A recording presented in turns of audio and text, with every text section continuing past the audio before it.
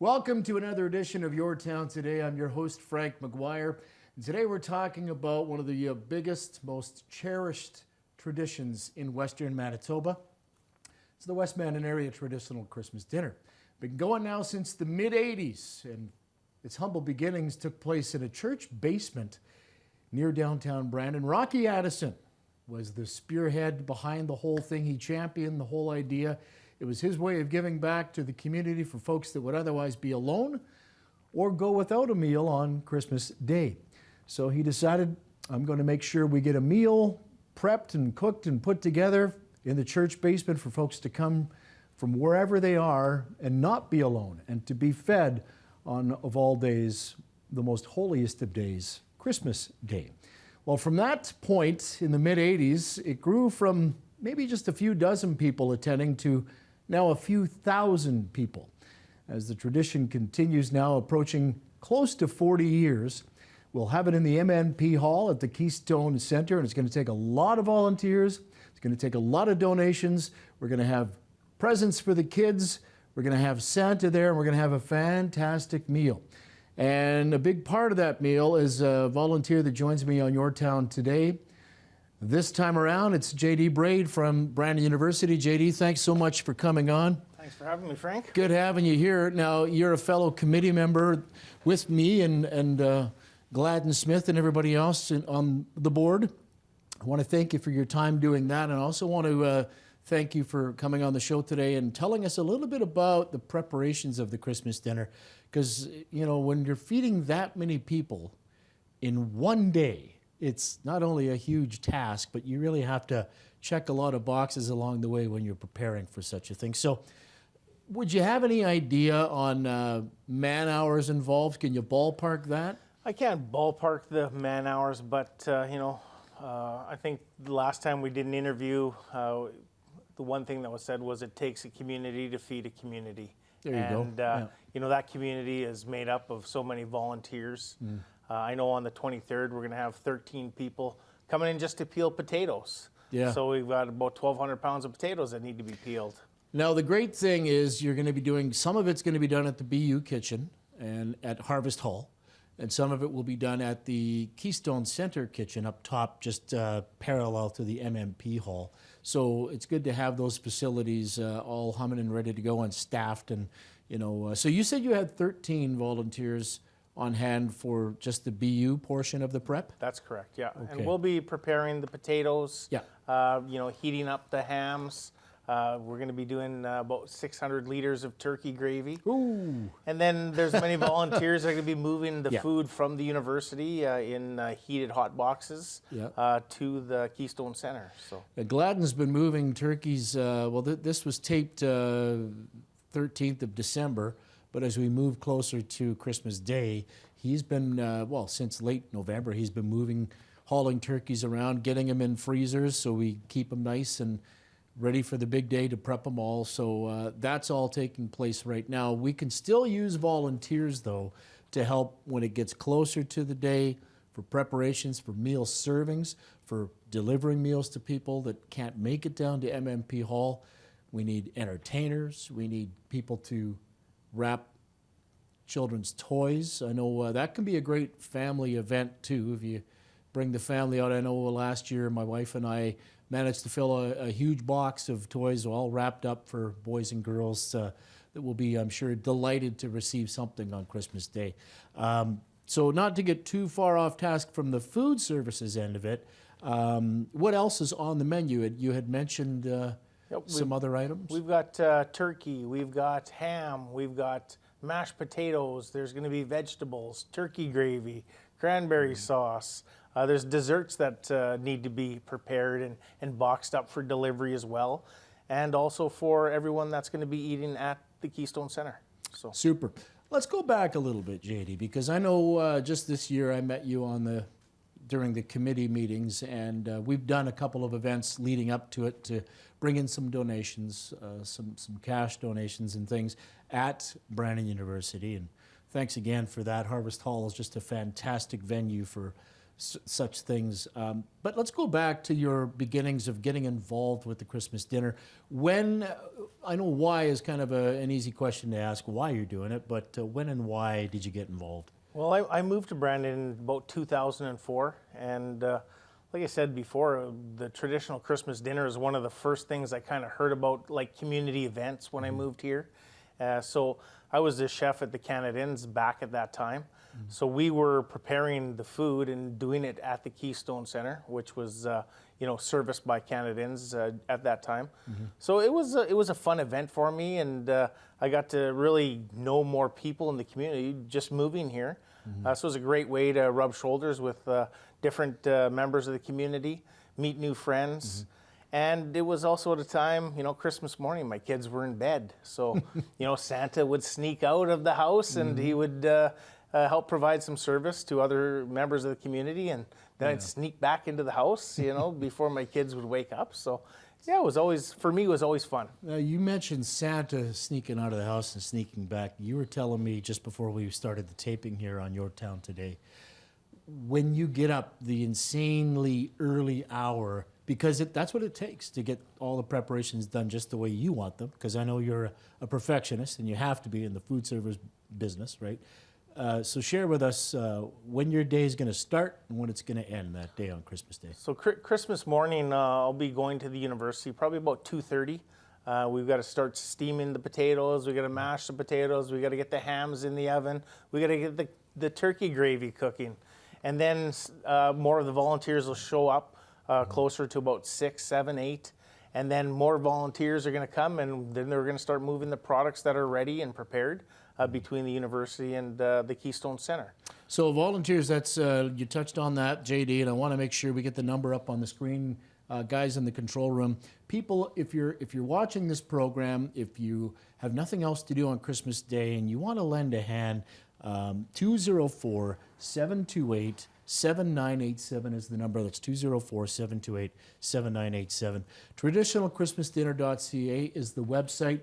You can go there and get more information and details on how you can get involved with this thing. The big thing right now is servers, because last year it was the first post-COVID year we had the dinner.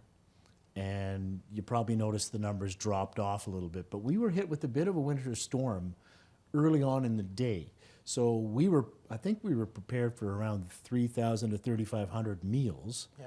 But we wound up just over the 2,000, right about 2,300 we wound up with. But this year, how many are we prepared for? I think we're going to be ready to do at least 3,500 people for sure.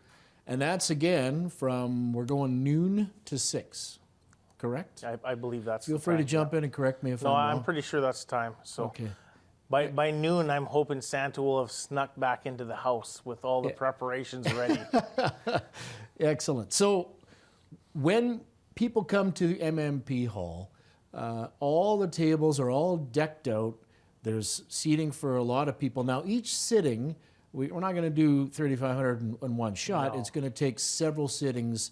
Every half hour, we'd like to get tables in, fed, and gone. We don't like to rush people, but there are people that are coming and enjoying the meal and the day and fellowship too, and to not be alone on Christmas, because our saying is no one should be alone at Christmas. And if that's the case, if you know somebody who can't make it back home if they're a student, that's one example.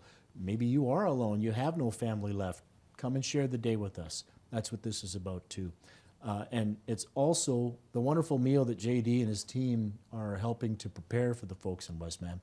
Along with that, Santa will be there. We actually have Santa that will be coming in to hand out the toys to the kids who may otherwise go without toys. So when you're thinking about donating and volunteering, those are other items that we so dearly need and need to have those ready to go for the big days. So think about that the next time you're out shopping. If you've got a few extra bucks in your pocket, buy an unwrapped toy for a boy or a girl who might not have anything under the tree for their Christmas. And let's make this a good one for everybody in Western Manitoba, for as many people as we can. The community comes together, JD, in a big way with this. And I know that having conversations with you prior to this interview, with committee meetings and whatnot. You're that kind of guy. You get the spirit of the season, and that's a big part of the reason why you're involved. Yeah, for sure. I mean, I really enjoy providing that service to some people that may not have that provided to them. Just for example, we've got many international students at the university. They can't go home for Christmas. So we've communicated that to them, letting them know, please feel free to come to the Keystone Center for a Christmas meal. We don't want you alone. We'd love to, enjoy your company and learn more about people of the community as well. So there you go. Yes. We'll have transit set up too. Regular trips will be to and from MMP Hall. Also, entertainment is going to be on the main stage that day. I guess I'm the entertainment director again that day. So if you're out there, you can play guitar, sing a song or two for us, a Christmas carol, whatever. Maybe maybe you're a juggler, maybe you're a magician, maybe you can tell some jokes. You can have that stage for as long as you want it. Well, I think we do 20 minute to half-hour sets. We have a few signed up already, and thanks to the folks that have already signed that up. That number again, you call that, and operators are standing by. Actually, right now, they could be standing by, 204-728-7987. Give them a call and join us, be a part of the day, entertain the folks that are going to be there. All right? This is actually another good opportunity. We're talking about entertainment. Last year, we had Amber Solomon come out. She was under the weather, but she toughed it out, and she did her little set. And I believe it was one of the first times she had actually performed live. So it's an opportunity for, would-be burgeoning artists that are in their basement right now that want to get a little exposure with a live audience. Hey, here's your chance. We've got a wonderful sound system. Howling the Night Away Productions will have it set up for you. Mics will be there. Chairs will be there. All you got to do is bring yourself, your talent, and your instruments that you may need. We'd love to have you be a part of the big day. Is there anything that I left out? Because we're talking, you're the chef. You're the big guy in charge of all the food. That's your lane, and I want to make sure that we've covered all the bases. yeah, I think we could use a few more volunteers if there's people out there willing to help. Anywhere between the hours of 8 a.m. and noon to help prepare the food would be great. Now that's not Christmas Day. We're talking a couple days before, right? I'm talking Christmas Day as well. Yeah, but there's another prep day before that. There is. On the 23rd, we start getting all the potatoes peeled and preparing the hams, getting them sliced, trayed up so that they can go into the oven the next day. So there is quite a bit of preparation. So if we could get any more volunteers, obviously both the community and the dinner would benefit from that without question. So counting this year coming up, a little bit later on this month, how many years now since you first got involved? Well, I started in 2005 until about 2010, and then I moved out of Brandon and I started working up in the Arctic. So that's where I worked up in the Arctic. What was that experience? Well, like? I was working up there for almost 9 years, and I just came back to Brandon about a year and a half ago, and it was up in the Arctic is where I really saw a need to help people that needed to be fed, especially at these times of year. Food security is obviously a concern that's growing. So being able to help kind of mitigate some of those issues in our own community, I just love being able to be a part of that and help. So. And every year that you're involved and I'm involved, I've been, lending a hand in some way, shape, or form since the early 90s. It gets better and better every year. But what's the main takeaway for you, JD? Like, it's really a heartfelt thing to be able to give back to the community. But with this event especially, what's the main thing that you take away from it? Yeah, for me, it's seeing people line up and those faces that you can have an impact on. They smile, they shine, and knowing that you've contributed that to that smile, for me that's extremely important. And aside from that as well is the camaraderie between all the volunteers, meeting people like I met Gladden in 2005 doing this, and we've been friends for many years.